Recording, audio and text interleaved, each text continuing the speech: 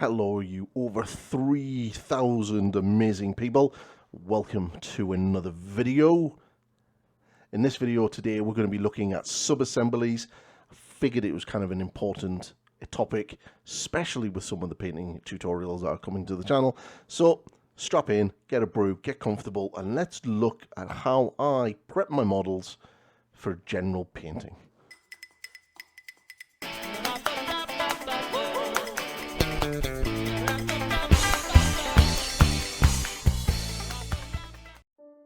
Yeah, so I got my hands on this new Space Marine Captain with the jump pack, and because of some of the things I wanted to do with him and the way I'm going to be painting him for my Howling Griffons army, I thought this would be a perfect opportunity to show some sub-assembly. So, you know, this can be pretty daunting to get into, but honestly, it's really super easy. So obviously, I'm having a look at the instructions. Didn't really use them, but you know, it's always good to have a look.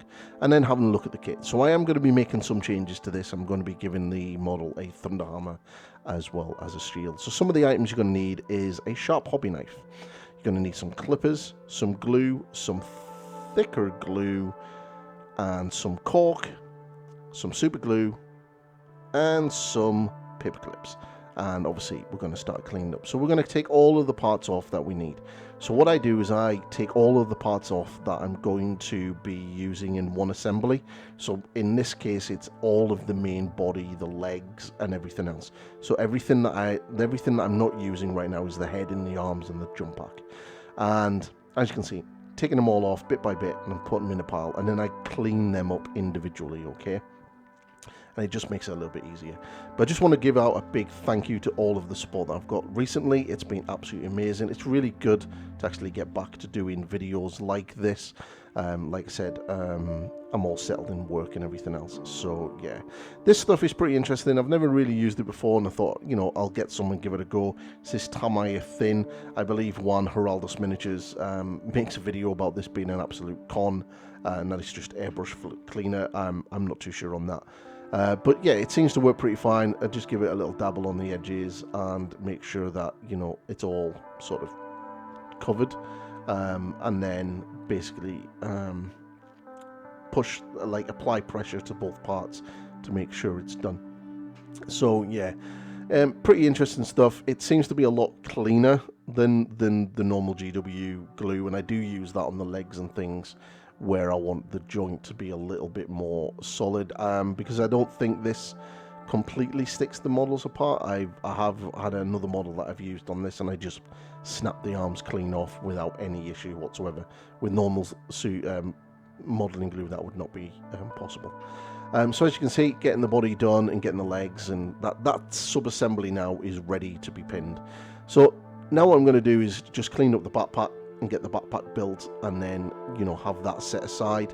And I'm going to do this for all of the parts. The arms are going to be done the same. The head will be taken off once I choose it and put onto a separate cork, and the like.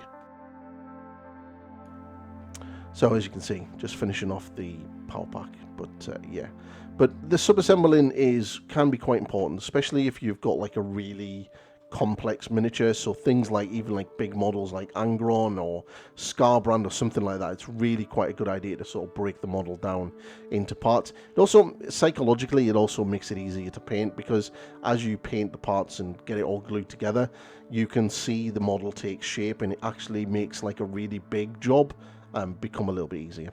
So here's the thunder hammer that I'm going to be using, and a shield buckler from the blade guard kit, because I've got a spare shield from the blade guard kit, and the thunder hammer I got from the assault intercessor kit, the ones that are on the ground, the ones that don't have the jump packs. So there me, I'm just sort of like prepping it here. So for the shield, I didn't have an arm, so I thought what I'm going to need to do is I'm going to need to get an arm. So I took the arm with the heavy bolt pistol from the captain kit, and now I'm just going to cut this away. Now what I'm making sure to do is cut away from the hand, so I'm still leaving a little bit of the gun near the hand, because I don't want to damage the hand too much. Now in reality, you're not going to see this hand once it's all in position and the shield's glued in place and the arms glued onto the body. You're just not going to see it. But to make it fit a lot better, it's easier to do it that way. And obviously cleaning up all the mold lines and any of the excess flash and everything and anything else. As you can see, get on the thing, or down on the mat, give it a little bit of a cut off the end, and then really sort of just give it a cut. Now this took a while because I had a lot of sort of like cleaning and scraping on the back of the hand to smooth it all down so it would fit nice and flush with the buckler, and then obviously the shield will then glue to that on the outside. It's a pretty decent system. If you have any spare blade guard shields, especially if you've got the guy cleaning the sword, you kind of get one.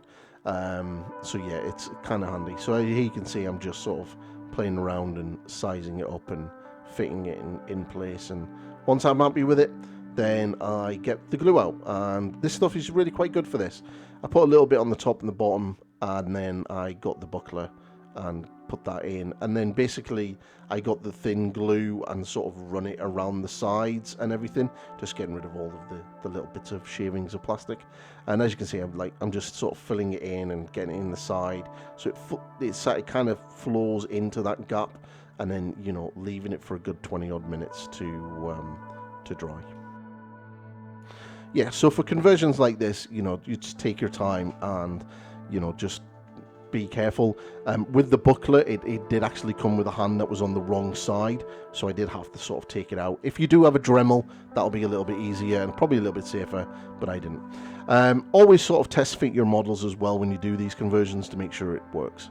Now for the drilling part. So pretty simple. Get a craft knife, a hobby knife, and generally just like push in a little guide hole at the bottom. You can see I've just pushed it in and then turned it a few times to create that hole. And my pin vise, something I didn't show at the beginning of the video, and then just start drilling in. Just hold it firmly. If you've got a vise, you can use a vise, but you don't really need one. I've seen a couple of people use these electric ones that you can get from Amazon, and you know, they literally just drill it straight in because it's an electrical drill. But you know, that takes time to charge and all that kind of stuff, and they're a lot more expensive than what this one is.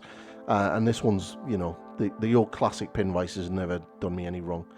And then with the safety clip, the paper clip, you just bend out a straight piece of metal, and then clip it off. And now do hold on to it, because they do have a nasty habit when you click them to just pinging off and flying anywhere. And then I fill the hole with a little bit of super glue. It really comes in handy. And don't worry about trying to like get it off the paper clip. You can just bend the paper clip slightly and then twist it, and it'll break the super glue straight away, and then the model will just come straight off it. Then you just need to get your craft knife, just clean the flat surface a little bit, you know, especially if it's sort of like going on a base or like an arm joint or something, you know, and that's it. And then get your model and then just push it into the cork, and that's a sub-assembly done. That's the first one finished. And then we're going to work on the others. So next up is a head. Obviously the exact same, just be super careful because heads are really small. So just push it in, drill the bottom, and then place it onto the cork. And as you can see, here's my head cork already. That has a head that I'm currently painting on for my blade guard, and that one will be primed and then done. Now power packs can be a little bit funny because obviously they have holes right in the middle of them that can sort of, you know, be an issue, and you have to be very careful that the pin vise doesn't punch straight all the way through the model. I was pretty lucky on this one because it does have quite a hollow part. So as you can see, the pin vise jumped forward there. That was it going into the hollow part in the middle. So yeah, it works really well on that. I'm just straightening out the paper clip, and then I'm going to bend it at the top. So I've got like a little bit where it's going to stick in the bottom and then stick in the top. And then obviously a little bit of super glue in the top just to hold it in place. Yeah, so, you know, just take your time and like I said, just break it down to as many pieces as you think you can need. You will see that there are certain parts that are not going to be on like corks and pins, and that's like the culloch and the shield, but I'll be using blue tack to put them in place. And it's the same way for arms. Now, obviously, this one has a shoulder pad glued into place already. You don't have to. You can keep the shoulder pads off as well if you really wanted to. For this case, I kept it on because the entire arm is going to be yellow, and then I'll do all of the metallic work on it, and it just makes a little bit more sense doing that. This one, the reason why there's no shoulder pad on this one is because I haven't decided on what shoulder pad I'm actually going to end up putting on the model. So hopefully during the painting video, we will actually see which one I pick. And then here's all of the parts done. I'm just getting rid of all of the bits. And you can kind of see the parts that I've not like put onto cork is the cloak and the actual shield. But I'll probably paint the inside of them first, then glue it to the model, and then paint the outside of the parts when it's on the model, and then I'll like do the power pack last and everything else, and the head. There's no guarantee that that head's going to end up on the model either. I may end up changing my mind, but that's sub-assembly. So hopefully you found this really useful, and yeah, I figured it would come in quite handy, and yeah, that's the main body ready to be done. So hopefully it'll be getting painted soon. Hope you like this one. And that's the video, everybody. So hopefully you found this informative and it'll help. When it comes to things like painting Howling Griffons and more complex colour schemes of chapters, even models with a lot of detail, Games Workshop like to add a lot of detail around underneath arms and things. Sometimes it might be a good idea to sub-assemble. So, you know, if you've not done it before and you are new to it, hopefully this will help you. If you are and you're used to it, you know, you'll probably have your ways of doing it as well. Everyone has a sort of little different way of sub-assembling.